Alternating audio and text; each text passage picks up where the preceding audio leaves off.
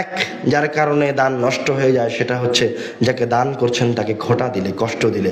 দুই, যেই কারণে দান নষ্ট হয়ে যায় সেটা হচ্ছে অন্তরে যদি বিন্দু পরিমাণ অহংকার আসে।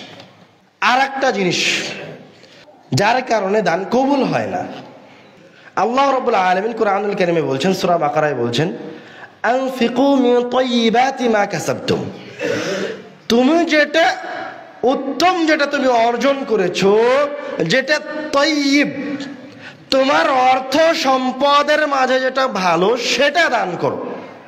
ওয়ালা তায়াম্মামুল খাবিসা, তুমি এইরকম কোনো সংকল্প করিও না, এরকম কোনো প্রতিজ্ঞা করিও না যে যেই জামাটা তুমি 1 বছর ব্যবহার করেছো সেই জামাটা তুমি দান করে আল্লাহ রাব্বুল আলামিনের কাছে কিছু পাবা। এই সংকল্প করিও না। আল্লাহ রাব্বুল আলামিন বলছেন, ইল্লা আন তুগমিদু ফি, ওই 1 বছর করা ব্যবহার করা জামাটা যদি তোমাকে কেউ দেয় তাহলে তুমি গ্রহণ করবা?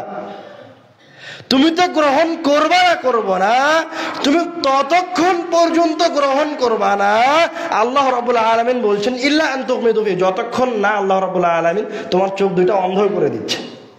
তোমার দৃষ্টি আছে, তুমি দেখতে পাচ্ছ জিনিসটা ছোট, জিনিসটা জনক নয়, তুমি এরকম জিনিস দান করতে যেও না।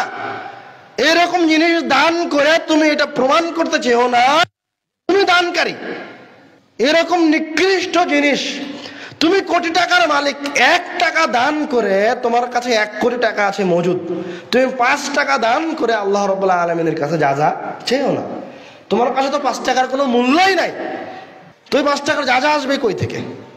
তুমি তোমার বেঁচে যাওয়া খাবার রাস্তার দরিদ্রকে দিচ্ছ দিয়ে তুমি মনে করিও না যে তুমি খুব ভালো কাজ করে ফেলেছো।